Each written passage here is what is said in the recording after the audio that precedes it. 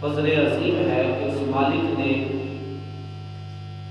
غنیمت کے طور پر زندگی کی سانسیں عطا فرمائی، اور پھر اس سے بھی بڑا کرم اور فضل کہ ان سانسوں میں ہمیں یہ توفیق عطا فرمائی کہ ہم اس کے گھر میں بیٹھ کر اس کے پیارے حبیب اور حبیب پہ جو اپنا کلام کتاب اتاری قرآن مجید فرقان حمید، اس کے بارے میں گفتگو کرنے اور سننے کے لیے جمع ہیں۔ اللہ تعالیٰ میری زبان پر کلمات الحق جاری فرمائے اور مجھ سمیت سننے والوں کو اس پر عمل کی توفیق عطا فرمائے۔ قرآن ایک ایسی لاریب کتاب جس میں کسی چیز کا بھی شک و شبہ نہیں، کیونکہ دلیل میرا رب کائنات خود دے رہا ہے۔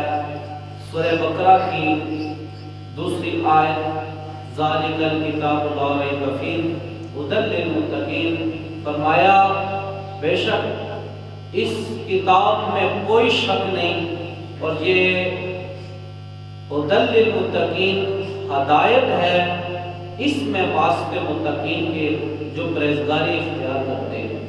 خود بھی دلیل قائم کر دی، خود ہی اس کی شان بیان فرمائی کہ قیامت تک اعلان کر دیا میرے رب کائنات نے جو تمہارے پاس کتاب ہے قرآن کی شکل میں، یہ وہ کتاب ہے جس میں کوئی شک و شبہ ہی نہیں۔ اور پھر جو مشرکین نے نا یہ بات کی کہ نعوذ باللہ محمد صلی اللہ علیہ وسلم خود سے آیتیں گڑھ رہے ہیں، خود سے لکھ رہے ہیں، کیونکہ عرب کے اندر فصاحت اور بلاغت کا وہ معیار قائم تھا کہ ہر شخص شاعر تھا اور عربی کی لغت سے واقف تھا۔ تو وہ کہنے والے مشرکین نے کہا کہ نعوذ باللہ حضور نے قرآن گڑھ لیا اور کہتے ہیں کہ اللہ کی طرف سے نازل ہوا، تو میرے رب نے حضور نے جواب دیا، کس صورت میں دیا کہ رب کا کلام نازل ہوا اور حضور نے ان کے سامنے تلاوت کی۔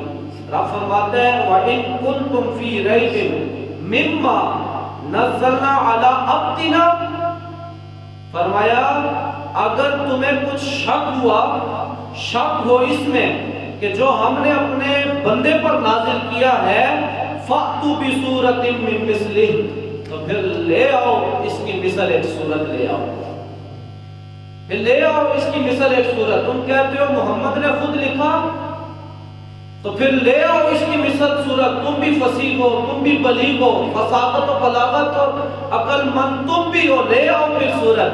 پھر خود ہی رب تعالیٰ پھر فرماتا ہے وَادْعُوا شُهَدَاءَكُمْ مِن دُونِ اللَّهِ، سارے جمع ہو جاؤ، ایک دو نہیں، 4 5 نہیں، 10 15 نہیں، سب جمع ہو جاؤ اللہ اور اس کے رسول کے ماننے والوں کے علاوہ، اللہ کے علاوہ سب جمع ہو جاؤ، ایک صورت لے آؤ، ان کنتم صادقین، اگر تم اپنے دعوے میں سچے ہو۔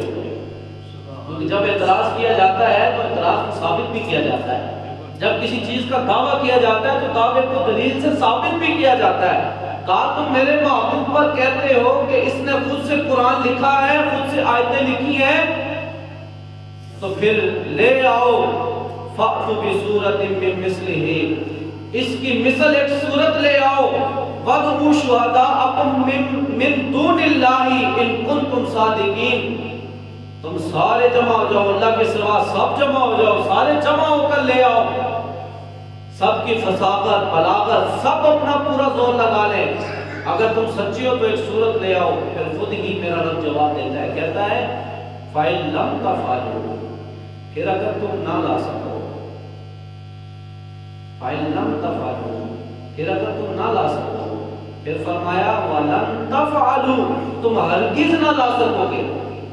میرا رب فرماتا ہے اب پھر اگر تم نہ لا سکو، وَلَن تَفْعَلُوا، تم ہرگز نہ لا سکو گے، اور پھر فرمایا جان لو فَاتَّقُوا النَّارَ الَّتِي، پھر اس آگ سے ڈرو، وَقُودُهَا النَّاسُ وَالْحِجَارَةُ، وہ جس کا ایندھن ہے پتھر اور انسان، اور پھر فرمایا اعدت للکافرین، وہ کافروں کے لیے ہی تیار کی گئی ہے، کافروں کے لیے ہی تیار کی گئی۔ یہ اتنا بڑا دعویٰ تھا، اتنا بڑا دعویٰ اور پھر دعوے پہ دلیل بھی میرے رب نے خود عطا فرمائی، اور آج تک کافر، آج تک اور قیامت تک کافر کبھی بھی قرآن کی مثل کوئی صورت نہیں لا سکتے، قرآن کی مثل کوئی صورت آیت بھی نہیں لا سکتے۔ کیوں؟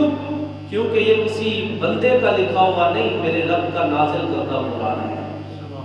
میرے رب نے قرآن کو نازل کیا اپنے محبوب کے سینہ اطہر پر، اور ایسا ممکن نہیں کہ رب کے کلام کے مقابلے میں کوئی بندہ کلام لکھ کر لے آئے، ایسا ممکن نہیں۔ لیکن آج قرآن سے دوری کے سبب، آج قرآن سے وہ جو رغبت تھی، وہ جو محبت تھی اہل عقیدت کی، اہل محبت کی، مومنوں کی، مسلمانوں کی، وہ محبت، وہ مودت، وہ عشق، وہ لگاؤ مسلمانوں سے جاتا رہا۔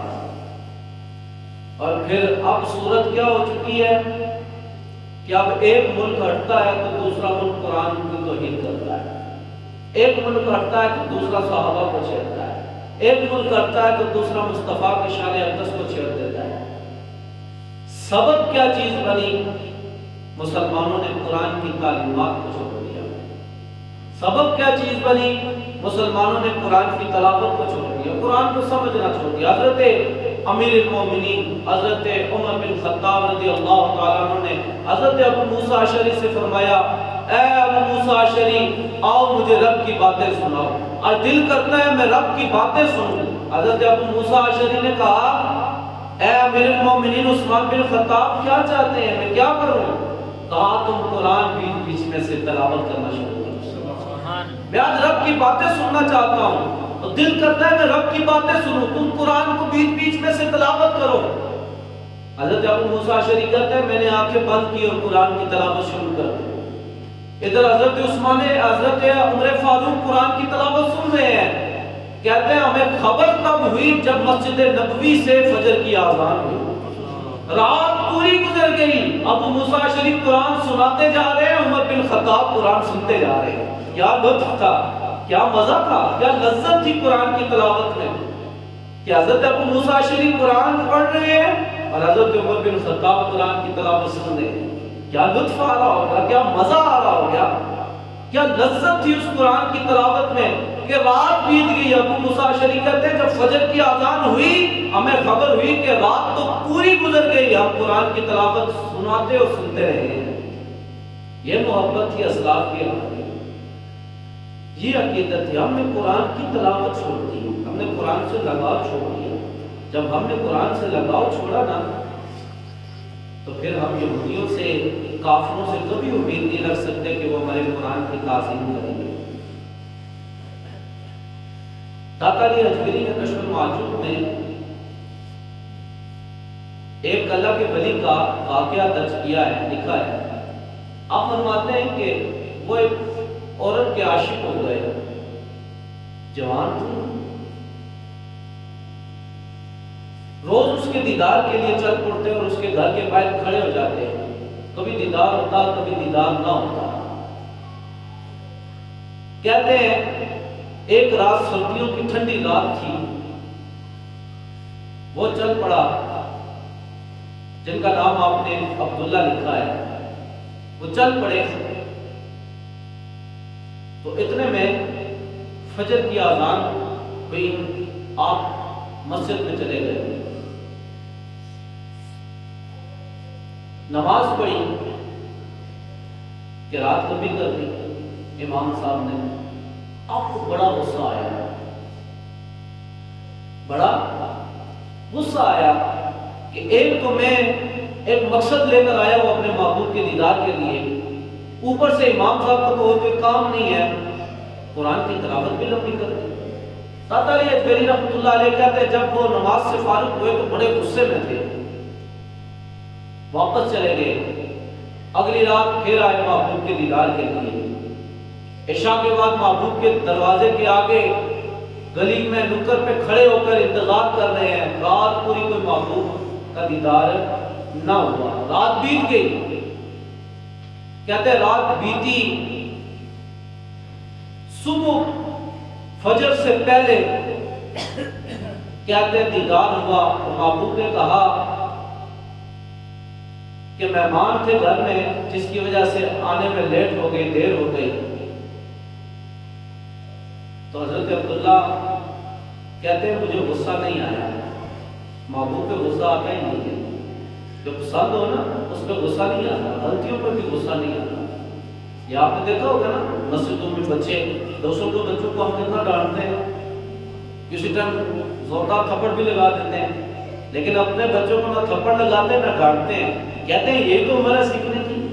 کیوں یہاں پر نرمی کیوں، دوسروں میں سختی کیوں؟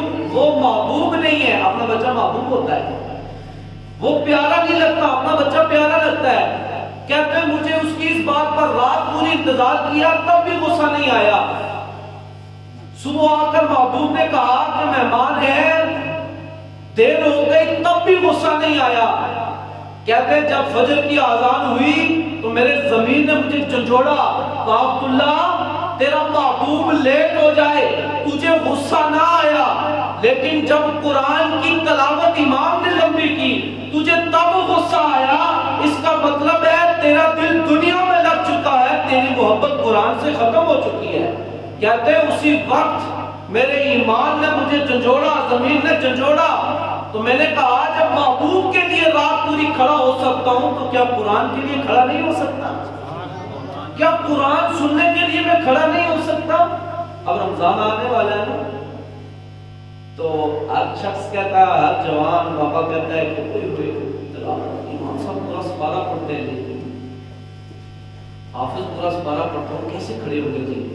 میری تو ٹانگوں میں بھی درد ہے، میری کمر میں درد ہے، مجھے تو شوگر ہے، مجھے تو بی پی ہائی رہتا ہے، کوئی کہے گا مجھے لو رہتا ہے، کوئی کہے گا مجھے فلانی بیماری ہے بیٹھ نہیں سکتا، کوئی کہے گا مجھے فلانی بیماری ہے کھڑا نہیں ہو سکتا۔ اپنی اپنی محبت ہے نا، اور وہی بندے شادی بیاہ میں چلے جائیں تو شاید ریسپشن پہ کھڑے ہوتے ہیں نا، وہ جو استقبالیہ کے لیے، شاید انہی بندوں کو جب ہم استقبالیہ میں کھڑے دیکھتے ہیں تو 4 گھنٹے بندوں کا کھڑا ہو کر انتظار کرتے ہیں اور سلامی دیتے رہتے ہیں، کہتے ہیں شکریہ جی آپ ہماری شادی میں آئے۔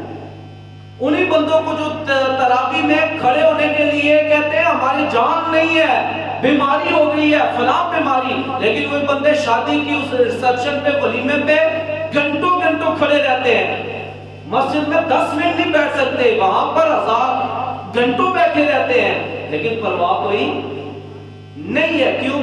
ہماری محبت دنیا داری میں چلی گئی، قرآن سے محبت رہی نہیں، قرآن سے عشق نہیں رہا، قرآن سے محبت نہیں رہی۔ لیکن قرآن ایک ایسا نور ہے جس کو اس کی لذت مل جائے اس کو سکون آنے لگتا ہے، اس کو لطف آنے لگتا ہے، اس کو پیار ہونے لگتا ہے۔ حضرت عمر بن خطاب کا آپ نے واقعہ سنا نا، عقل مند سوچے گا یہ کیسے ہو سکتا ہے، رات پوری قرآن ابو موسیٰ شریف پڑھتے رہے اور حضرت عمر فاروق کو سنتے رہے، ان کو رات کا پتہ ہی نہیں چلا۔ یہ لذت کی بات ہوتی ہے، محبت کی بات ہوتی ہے، جس کی طرف جس کا لگاؤ ہوتا ہے اسے وہیں پر لطف آتا ہے، اسے مزہ آتا ہے، اسے پیار ہوتا ہے، اسے محبت ہوتی ہے اس سے۔ اور قرآن سے جس نے محبت رکھی، قرآن ایسا قائل ہے کہ جو قبر میں بھی اکیلا نہیں چھوڑے گا، قبر میں اکیلا نہیں چھوڑے گا۔ میں ایک روایت پڑھ رہا تھا، جب بندہ مر جاتا ہے سب پیچھے آ جائیں گے، سب واپس آ جائیں گے، ایک چیز ساتھ جائے گی اور وہ اس کے میت کے سرانے کھڑی ہوگی۔ جب فرشتے سوال کے لیے آئیں گے تو وہ کہے گا ٹھہرو، قبر میں اندھیرا ہے، پہلے اس میں روشنی ہونے دو۔ کہا تو کون ہے؟ کہا میں وہی قرآن ہوں جس کو یہ راتوں کی تاریکی میں اٹھ کر تلاوت کیا کرتا تھا، جب یہ اپنی نیند چھوڑ کر مجھے تلاوت کرتا تھا، اور آج جب اندھیرا ہے، اس کی قبر میں اندھیرا چھا گیا۔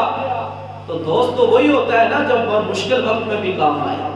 ایسی دوستی کا کیا فائدہ جب مشکل پڑے تو وہ تم دبا کر بھاگ جائے۔ اصل دوست وہ ہے جو مشکل میں ساتھ آئے۔ کہا جب اس نے نیند قربان کی میری تلاوت کے لیے، اور آج جب یہ مشکل میں اندھیرے میں ہے تو میں اس کو یہاں پر اکیلا چھوڑ دوں۔ فصل فرماتے ہیں وہاں پر قرآن کے نور کی وجہ سے قبر میں روشنی ہو جائے گی، قرآن کے نور کی وجہ سے قبر میں روشنی ہو جائے گی۔ اہل محبت، اہل محبت جو عشق کرتے ہیں، جو پیار کرتے ہیں قرآن سے، ان کو قرآن سے لطف آتا ہے۔ انہیں قرآن سے لذت ملتی ہے، قرآن کا نور ملتا ہے۔ لیکن نا آج تک بڑے بڑے جتنی بھی یونیورسٹیاں ہیں، یہاں پہ جتنا بھی نصاب بنتا ہے نا، سلیبس جس کو کہتے ہیں ہم، دنیا داری کے جتنی بھی تعلیمی ایجوکیشن سسٹم ہے، اس میں جب نصاب بنتا ہے نا، نصاب سلیبس بنتا ہے، تو ایک بندہ نہیں بناتا، بہت سارے پروفیسر، بہت سارے محقق جمع ہو کے نا پھر ایک نصاب مرتب کرتے ہیں، ترتیب دیتے ہیں اور پھر اس کو نافذ کر دیتے ہیں۔ وہ چلتا کتنا سال ہے؟ 1 2 3 سال چلتا ہے، پھر پتہ چلتا ہے اس میں فلاں کمی ہے، فلاں خامی ہے، اس کو تبدیل کر دیا جاتا ہے۔ سب سے بڑی یونیورسٹی آکسفورڈ یونیورسٹی سمجھ لیں، اس کا بھی نصاب کتنی مرتبہ چینج ہو چکا، تبدیل ہو چکا، کہا پہلا تھا لیکن اس میں یہ خامی تھی، کمزوری تھی، اس کو بڑھا کر ٹھیک کر کے یہ رکھ دیا گیا۔ اے قربان جائیں، آپ کو اور میرے پاس ایک ایسا نصاب، ایسا سلیبس ہے جو 1400 سال پہلے بھی وہی تھا، ابھی بھی وہی ہے اور تا قیامت تک وہی رہے گا۔ کیوں؟ کیونکہ اللہ نے وہ قرآن اپنے محبوب پر اتارا ہے، مسلمانوں کو ایسا سلیبس دے دیا، کہا 1400 سال پہلے بھی اس پر عمل ہوتا تھا، اب بھی ہوتا ہے، اور قیامت تک جو اس پر چلے گا اللہ اسے کامیابیاں عطا فرمائے گا۔ ہر چیز کا تو اس میں علم ہے، ہر چیز کا تو علم ہے۔ ابن العربی، یہ تو آج کل ارطغرل کی وجہ سے بھی مشہور ہو گیا، ابن العربی نے ایک کتاب لکھی تھی جو ان ستاروں پر مشتمل تھی کہ ستارے کہاں پر ہیں، کیسے ہیں، ان کی گردش کیسے ہو رہی ہے، اور وہ لکھی کہاں سے تھی؟ ابن العربی نے کہا وہ میں نے کہیں اور سے نہیں لکھی، قرآن کے مطالعہ کرتا رہا، قرآن نے مجھے بتایا کہ کون سی چیز کہاں پر موجود ہے۔ بس ڈھونڈنے مطالعے کی بات ہے، تحقیق کی بات ہے، جس کو قرآن سمجھ آ گیا اس کو کائنات سمجھ آ گئی، اس کو کائنات کی ہر چیز سمجھ آ گئی۔ تو یہ محبت ہوتی ہے، محبت ہوتی ہے، عشق ہوتا ہے کہ جو قرآن سے جس کا تعلق جڑ جاتا ہے اللہ تعالیٰ اسے نور عطا فرما دیتا ہے، اللہ تعالیٰ اسے نور عطا فرما دیتا ہے۔ ایک تارہ ڈائجسٹ میں نا ایک واقعہ لکھا ہے، وہ کہتے ہیں قرآن سے محبت کی بات سمجھ لیں، وہاں پر ایک واقعہ درج ہے کہ ایک جنازہ ہوا، تو جب اس کی میت کے لیے قبر کھودنے کے لیے لوگ قبرستان گئے تو قبر کھودی، تو 7 قبر کھودنے کے ساتھ ساتھ 7 والی قبر کھل گئی۔ تو جو قبر کھودنے والے تھے حیران رہے کہ اس قبر سے گلاب کی خوشبو، پھولوں کی خوشبوئیں آ رہی ہیں، بڑے حیران ہوئے۔ خیر اس قبر کو تو بند کر دیا، ساتھ میت کو دفن بھی کر دیا۔ اس قبر کی جو صاحب قبر تھا اس کی گھر کی تلاش میں لگ پڑے کہ آخر ہم پہنچے تو صحیح، کہ آخر اس کا کیا عمل تھا کہ اتنی پرانی قبر کھلی ہے اور قبر سے گلاب کے پھولوں کی خوشبوئیں آ رہی ہیں۔ کہا ڈھونڈتے ڈھونڈتے وہ ایک شہر میں پہنچے، ایک دیہات میں پہنچے، تو پتہ کرتے کرتے کرتے ایک گھر پر پہنچے کہ اس کا شوہر فوت ہوا ہے۔ کہتے ہیں وہ لوگ پہنچے اس کے گھر، دروازہ کھٹکھٹایا تو ایک بھائی، بوڑھی عورت باہر آئی۔ جب اس کو بتایا کہ فلانی جگہ قبر تمہارے شوہر کی ہے، کہا ہاں۔ کہنے لگے ہم نے کچھ بات کرنی ہے۔ کہا بولو کیا بات کرنی ہے؟ انہوں نے کہا ہم نے قبر کھود رہے تھے، قبر کھلی تو قبر کا اندر کا منظر یہ دیکھا کہ اس کی قبر سے گلاب کے پھولوں کی خوشبوئیں آ رہی ہیں۔ ہم آئے ہیں کہ تو بتا کہ آخر اس کا دنیا میں کیا عمل رہا کہ اللہ نے اس کی قبر کو اتنا معطر کر دیا ہے، خوشبو والا کر دیا، گلاب کے پھولوں کی خوشبو آ رہی ہے۔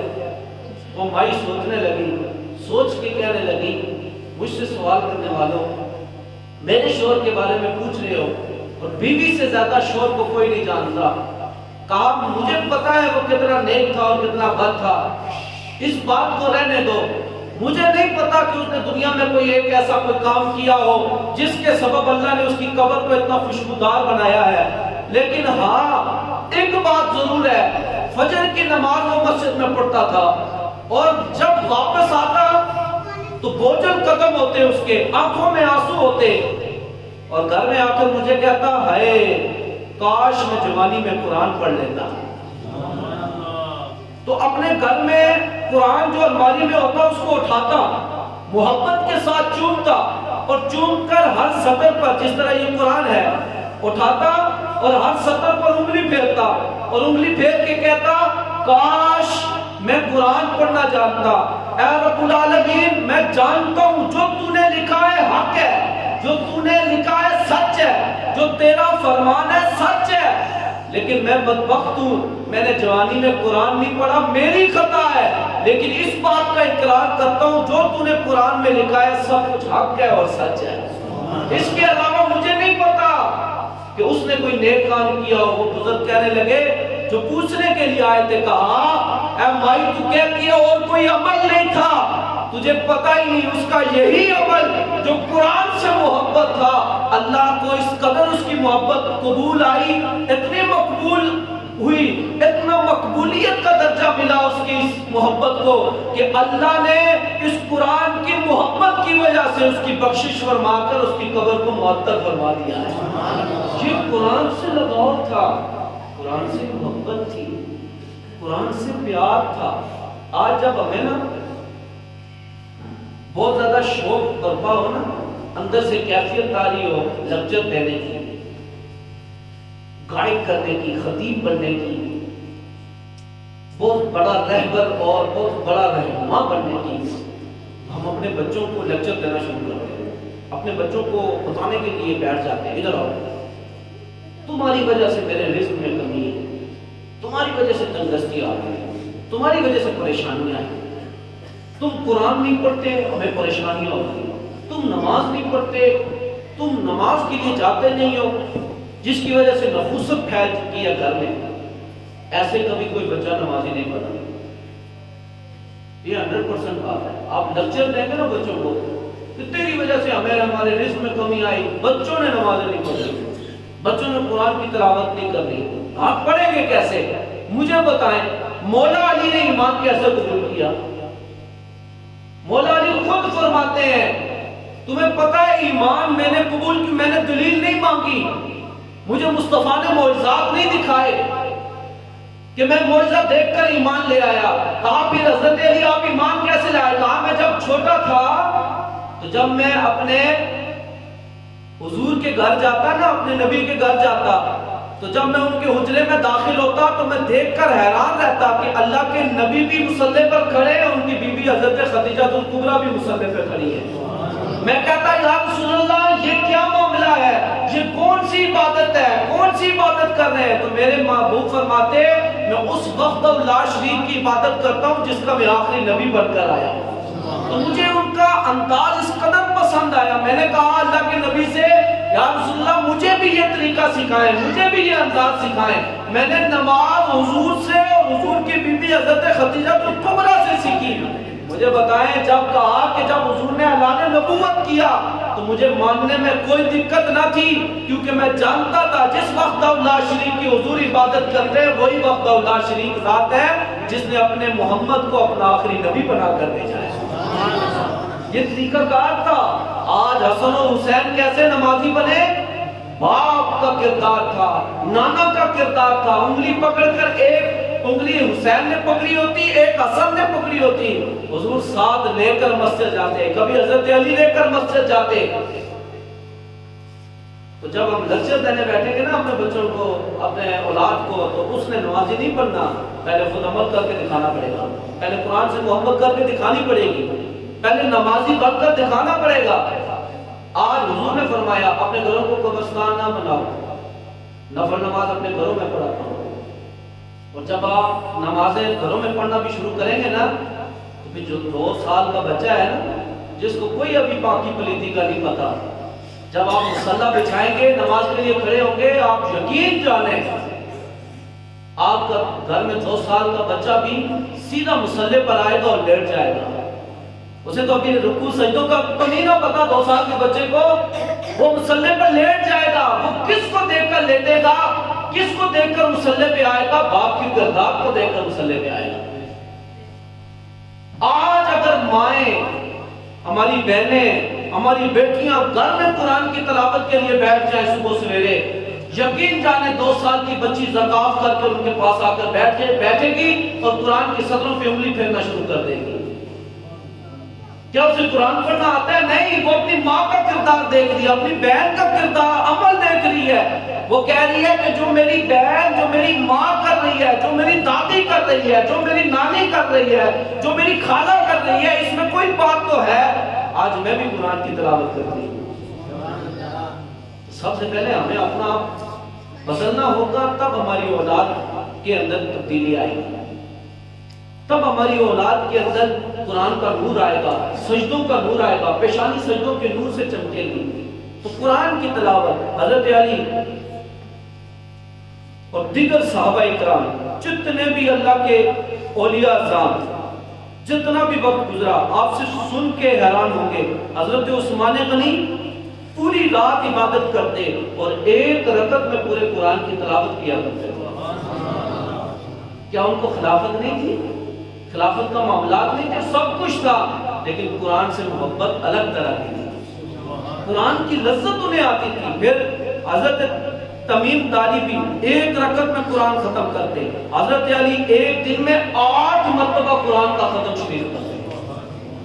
آپ حیران ہو رہے ہو کہ یہ پتہ نہیں کون سی دنیا کی قائد صاحب مولانا صاحب باتیں سنا رہے ہیں. ہمارا یہ حافظ صلاح ہے نا، یہ تقریباً 8 سے 9 منٹ میں سپارہ پڑھ لیتا ہے، کیونکہ میں سنتا تھا اس سے 8 سے 9 منٹ میں سپارہ سنا لیتا ہے. آپ اندازہ لگائیں، 8 منٹ ہی فرض کرے لگا لیں، 30 پاروں کو 8 سے ملٹیپلائی کریں، ضبط کریں، تو 4 گھنٹے میں پورا ختم قرآن ہو سکتا ہے. آج کا بندہ اگر آج کا قاری فل سپیڈ بھی لگائے، وہ تو مولا علی تھے جو ایک دن میں 8 قرآن پاک کی تلاوت کرتے. اور امام ابو حنیفہ جن کے ہم مقلد ہیں، وہ رمضان المبارک میں 61 قرآن پاک کی تلاوت کرتے. ایک صبح دن پوری پڑھتے، ایک رات کو قیام کر کے پڑھتے، اور ایک قرآن جو تراویح میں لوگوں کے لیے پڑھتے، کیونکہ لوگ پیچھے جمع ہوتے تراویح میں کھڑے ہوتے، وہ پوری رات تو نہیں کھڑے ہو سکتے تھے. ایک ان کو سناتے، ایک پورے 30 دن میں مکمل ہوتا، ایک پوری رات قیام میں پڑھتے، ایک پورے دن میں پڑھتے. 61 قرآن پاک کی تلاوت امام ابو حنیفہ کیا کرتے تھے. اور امام شافعی پورے 60 قرآن پاک کی تلاوت رمضان مبارک میں کیا کرتے تھے. حضرت امیر المومنین حضرت مامون کے بارے میں آتا ہے نا، قرآن کا نور دیکھیں. آپ نے میں نے قرآن چھوڑ دیا نا، ہمیں پتہ ہی نہیں قرآن ہے کیا. ہم نے تو صرف یہ الماری میں سجا کر رکھ دیا. اکثر مسجد سے آگے اعلان ہوتے ہیں نا جی مسجد میں قرآن رکھیں، ثواب دارین حاصل کریں. تو میں نے سختی سے منع کیا ہوا ہے. میں نے پہلے بھی جمعے میں اعلان کیا کہ جب مجھے قرآنوں کی ضرورت پڑے گی میں خود اعلان کروں گا کہ مسجد میں قرآن نہیں ہے، قرآن لے کر آئے. سامنے الماری بھری پڑی ہے، پڑھنے والے پڑھتے ہیں. بچے ہی شہید کرتے ہیں، بچے پڑھتے پڑھتے شہید کر دیتے ہیں، ہم سائڈ پر رکھ دیتے ہیں. وگرنہ بڑوں کی کہاں پر ہے آج کل مساجد میں وہ نور، وہ سب کچھ چلا گیا. حضرت امیر المومنین حضرت مامون کے بارے میں آتا ہے، آپ جب بادشاہ بنے نا تو آپ کا یہ معمول ہوتا تھا کہ پورے سال میں ایک دن مجلس ایسی لگاتے جس میں سب علماء جمع ہوتے اور سارے جمع ہوتے، ہر کوئی اپنے علم و تحقیقات، جتنی بھی فصاحت اور بلاغت ہوتی، عقل مندانہ انداز ہوتا، سب بیان کرتا. جس کا سب سے اچھا کلام ہوتا اسے بادشاہ حق کی طرف سے انعامات دیے جاتے. اور اس میں کوئی قید نہیں تھی کہ مسلمانوں نے یاد ہے، اس میں یہودی بھی آ سکتے تھے، عیسائی بھی آ سکتے تھے، سارے آ سکتے تھے، اپنی تحقیقات بیان کریں. کہتے ہیں ایک مجلس لگی تو اس میں یہودی بھی ایک آیا، اس نے بڑی فصاحت اور بلاغت اور عقل مندانہ گفتگو کی. جب مجلس ختم ہوئی نا تو سارے روانہ ہونے لگے تو حضرت مامون نے نا اس کو بلایا، کہا ادھر آ. وہ قریب آیا، کہا تم اسرائیلی تو نہیں ہے؟ کہا اسرائیلی ہوں. اسرائیلی کو کیوں یہودی ہے؟ کہا اسرائیلی ہوں. کہا اگر تم مسلمان ہو جائے تو ہمیں بہتر انداز میں تم پائے گا. اس نے کہا میں اپنے اور اپنے آبا و اجداد کے دین کو کبھی نہیں چھوڑوں گا. بات ختم ہو گئی، وہ چلا گیا، روانہ ہو گیا. اگلے سال پھر مجلس لگی تو وہ آیا تو مسلمان ہو کر آیا. وہ آیا تو مسلمان ہو کر آیا. جب اس نے آ کے گفتگو کی، بڑی فصاحت اور بلاغت پر مبنی گفتگو تھی، بڑی پیاری علمی گفتگو اس نے کی اور اسلامی فقہ پر کمال کا بولا۔ جب مجلس ختم ہوئی، لوگ جانے لگے، حضرت مامون نے بلایا، کہا ادھر آ، تو وہی نہیں ہے جس نے پچھلے سال جب میں نے اسے اسلام کی دعوت دی تھی اس نے انکار کر دیا تھا؟ کہا میں وہی ہوں۔ کہا آج مسلمان کیسے ہوا ہے اور آج تو نے اسلامی فقہ پر گفتگو کی؟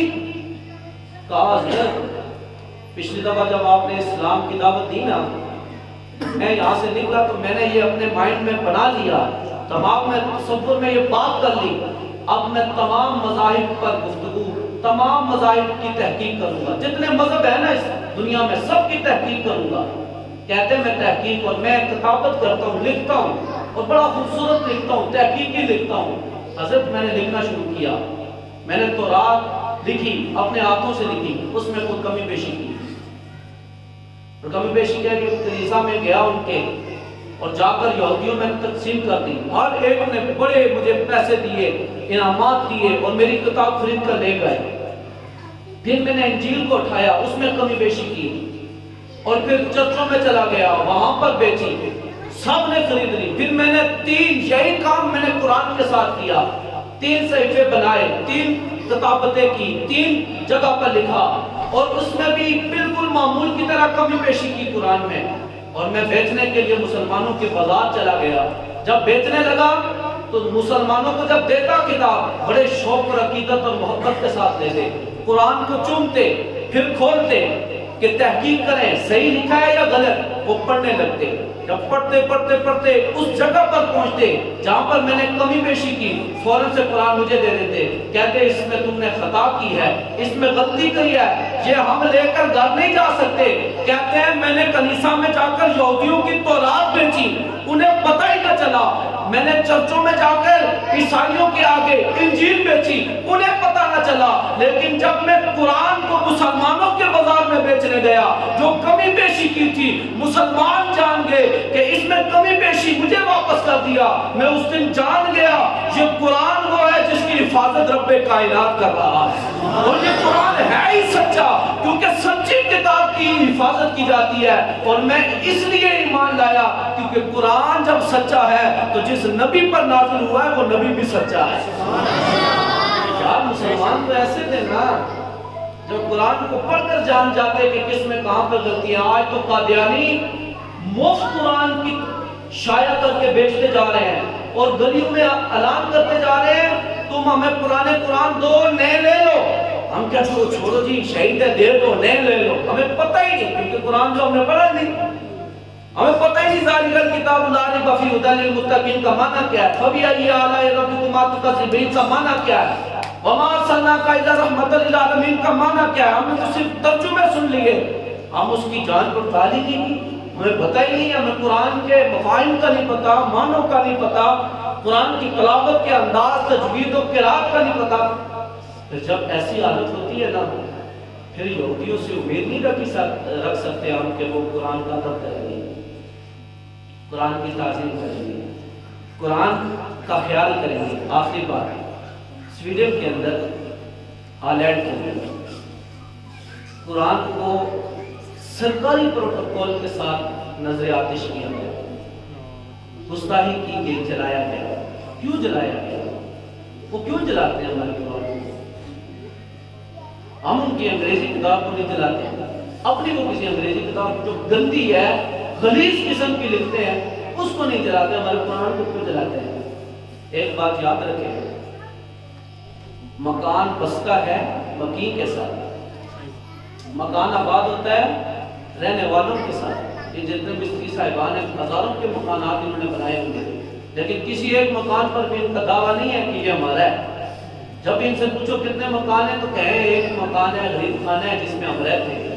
یار ہزاروں بنانے والے ہیں، ہزاروں گھر بنائے ہیں، سب تمہارے نہیں ہیں؟ کہا نہیں، کیونکہ گھر وہ ہوتا ہے جس میں مکی رہتے ہیں، جس میں بستے ہیں، جس کو آباد کرتے ہیں۔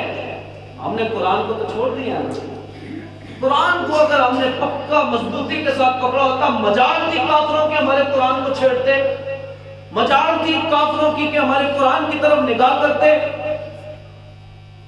ہم نے قرآن کو چھوڑ دیا، بس ہم نے قرآن کو سمجھا ہی نہیں. تو پھر کافروں نے کھلی چھوٹ سمجھی. انہوں نے کہا کہ ان مسلمانوں ملکوں میں تو حافظوں کی کوئی اہمیت ہی نہیں ہے، حافظوں کی کوئی قدر ہی نہیں ہے، حافظوں کی کوئی عزت ہی نہیں ہے.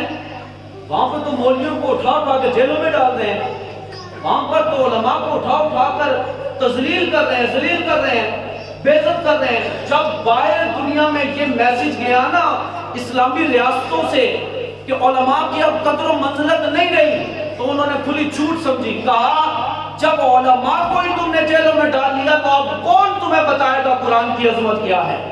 اب تمہیں کون بتائے گا کہ نبی کی شان کیا ہے؟ اب تمہیں کون بتائے گا کہ صحابہ اور اہل بیت کا مقام و مرتبہ کیا ہے؟ جب تم نے علماء کو ہی جیلوں میں ڈال لیا، علماء کو ہی تذلیل کر دیا. لیکن یاد رکھیں آج تک کوئی حکومتی لیول پر کسی کو قرآن کے لیے کوئی بجٹ نہیں ہوا. لیکن مجھے بتائیں آج مسجدیں تھوڑی ہیں، حفاظ زیادہ ہیں. آج مسجدیں تھوڑی ہیں، عالم زیادہ ہیں. مدارس کام کر رہے ہیں تو تب عالم بن رہے ہیں نا. مدارس چل رہے ہیں، مدارس میں کام ہو رہا ہے، ترقی ہو رہی ہے، تب حفاظ کام زیادہ ہو رہے ہیں نا. یاد رکھیں قرآن کا نور آئے گا تو اللہ کی رحمتوں کا نزول ہوگا. قرآن کا نور سے جب تک آپ دور ہیں اللہ کی رحمتوں سے دور ہیں، اللہ کی رحمتوں سے دور ہیں. مجھے بتاؤ، کہتے ہیں جو قرآن کی تلاوت کرتا ہے نا، قرآن کی تلاوت کرتا ہے، جو قرآن کو سمجھ کر پڑھنے کی کوشش کرتا ہے، پھر اسے قبر کا خوف نہیں رہتا، اسے قبر کا اندھیرا نظر نہیں آتا. کیوں؟ اسے پتا ہوتا ہے قبر میں قرآن میرا ساتھی ہے.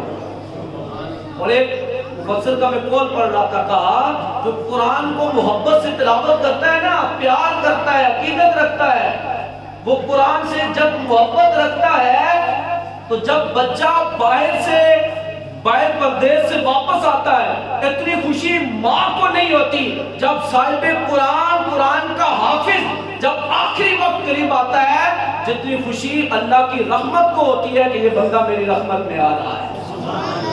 آپ اندازہ لگائیں کہ قرآن سے محبت رکھنے والے کس قدر عظیم اور شان والے ہوتے ہیں. نور الدین زنگی کا نام سنا ہے نا؟ پوری کائنات میں اور بھی بادشاہ تھے، حضور نے نور الدین زنگی کا انتخاب کیوں کیا؟ کہا دو کتے مجھے تنگ کر رہے ہیں، دو کتے مجھے تنگ کر رہے ہیں. نور الدین زنگی کا خالی انتخاب کیوں ہوا؟ پتہ ہے آپ نے اس نے کام کیا کیے ہوئے تھے؟ جب بادشاہ بنا نا تو مصر میں بڑی بڑی درگاہیں، بڑے بڑے درس بنائے، مدرسے بنائے، اور بڑے بڑے عالموں کو، محدثوں کو باہر سے بلا کر ان مدرسوں میں بٹھایا. کہا تم بیٹھو، تمہاری ضروریات کو پورا کرنا میرا کام ہے، تمہارا صرف یہ کام ہے حضور کی امت کو قرآن اور حدیث کا درس دو. اور جب یہ دین کا کام کیا تو پوری دنیا میں صرف نور الدین زنگی کا انتخاب ہوا. کہا نور الدین زنگی اٹھ، میرے مدینے میں آ، دو کتے مجھے تنگ کر رہے ہیں. جو حضور سلوک بنا کر حضور کا جست نور نکالنے کی کوشش کر رہے تھے، تو نور الدین زنگی کا انتخاب ہوا اور جا کر انہوں نے اس دو کتوں کو قتل کیا اور ان کا سر قلم کیا. مجھے بتائیں آج ہمیں وہ اللہ کا نور نظر کیوں نہیں آتا؟ اس لیے نظر نہیں آتا آپ نے اور میں نے آج تک قرآن کو صحیح پڑھا ہی نہیں اور کبھی سنایا ہی نہیں نا. ہر شخص اپنا ہی قاری ہے، نہ اپنے بچوں کو ہم نے قرآن کی طرف لگایا، نہ خود کسی بزرگ نے یا جوان نے کہا کہ حضرت ایک بار ہم سے قرآن سن لیں. چلو قرآن کو دور کی بات، ہم سے نماز سن لیں، کیا ہوتا نماز میں کوئی کمی بیشی ہو، پوری نماز ہی ہماری رائے گاہ چلی جائے. ایک بار نماز ہی سن لیں تاکہ ہماری نماز درست ہو جائے اور صحیح معنوں میں نماز پڑھنا شروع کر دیں. کیا ایسا عمل ہم نے کیا؟ آج تک نہیں ہوا. جب ہم ایسا عمل نہیں کرتے تو مجھے بتائیں قرآن کا نور ہمیں کیسے ملے گا؟ تو ہم بھرپور، آپ سارے بھی مذمت کرتے ہیں نا، سویڈن کے اندر اور ہالینڈ کے اندر جو قرآن کو نظر آتش کیا گیا، جلایا گیا، ہم پرزور مذمت کرتے ہیں. کیا کرتے ہیں؟ پرزور سارے بولیں، کیا کرتے ہیں؟ پرزور مذمت کرتے ہیں. اور یہ حکومتی لیول پر ہوا اور اس کبیر اور غلط کام کی جو انہوں نے حکومت نے اجازت دی، ہم اس کی پرزور کیا کرتے ہیں؟ مذمت کرتے ہیں. اور فور گستاخ ممالک سے جتنی بھی قطع تعلقی ہو سکتی ہے، بائیکاٹ ہو سکتی ہے، ہم اس کی کرنے کی کوشش کریں گے. ہم بھوکے تو رہ سکتے ہیں، ہم پیاسے تو رہ سکتے ہیں، ہم سب کچھ برداشت تو کر سکتے ہیں لیکن اسلام پر کوئی آنچ برداشت نہیں کر سکتے. یہ ہماری وہ کتاب ہے، ایسا نصاب ہے، ایسا سلیبس ہے جو قیامت تک اسی طرح رہے گا.